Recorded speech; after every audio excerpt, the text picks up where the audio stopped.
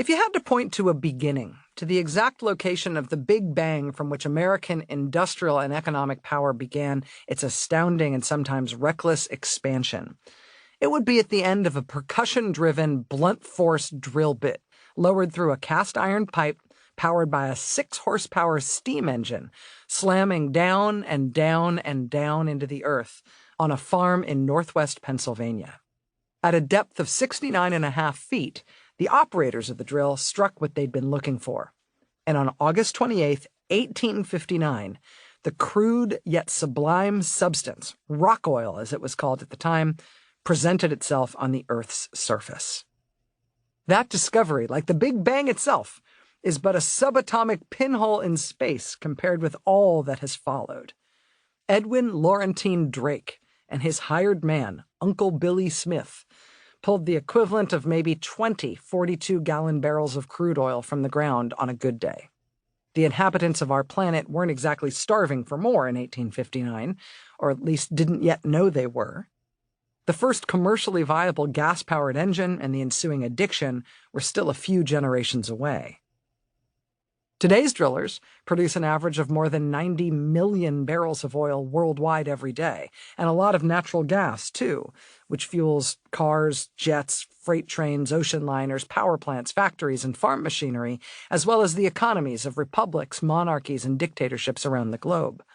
Nearly 100 countries representing 6 continents are in the oil and gas game, and many have been in it for a century or more. But the United States got there first. Russia was a very distant second, and only the United States can lay claim to having shaped the industry's prevailing culture, the tools of its trade, its financing, its administration, its ethic, and its reach. The organization of the great business of taking petroleum out of the earth, piping the oil over great distances, distilling and refining it, and distributing it in tank steamers, tank wagons, and cans all over the earth was an American invention, thus noted the President Emeritus of Harvard in 1915. In fact, it could be argued the oil business as we know it today was the invention of one particular American, John D. Rockefeller. Rockefeller was there almost from the beginning.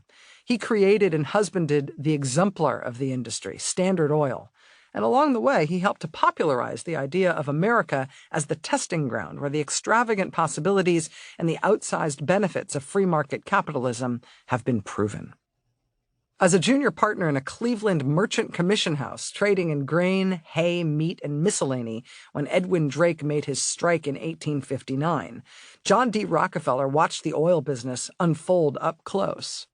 When he entered the field in 1863 at age 23, he understood his best bet was to concentrate on refining the crude already taken from the ground and to leave to others the rather messy and costly process of actually getting it out of the ground in the first place. Within 10 years, Rockefeller had managed to get control of nearly all of the oil refineries in Cleveland, which had established itself as the nation's main refining center. Rockefeller's new corporation, Standard Oil, shipped 1 million barrels of refined oil in a single year. By 1875, thanks to the fire sale that followed the first frightening financial panic and depression in industrialized America, Rockefeller had taken control of every major refining center in the country.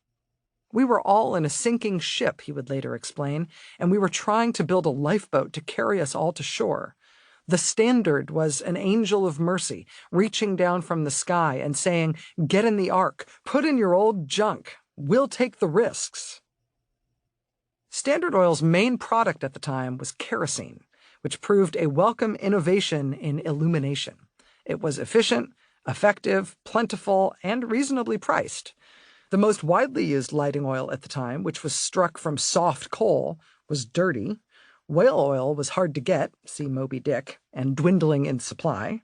Kerosene from petroleum, or rock oil, was just the thing to illuminate the clean, bright new future. Rock oil emits a dainty light, promised the new industry, the brightest and yet the cheapest in the world, a light fit for kings and royalists, and not unsuitable for Republicans and Democrats. Farmers and city dwellers could afford to read well into the night. Factory owners could afford to keep their works open around the clock. Rockefeller's magic potion was a worldwide phenomenon. In 1875, before any European-based company was producing kerosene in bulk, 75% of the output from Rockefeller's American refineries was loaded up and shipped overseas. Cash flowed back across the Atlantic. Standard's production capacity grew year after year. The efficiencies that followed, economies of scale, allowed Rockefeller to cut the cost of refining by more than 85% and to cut the cost to the consumer by 70%. Demand swelled, and so did revenues.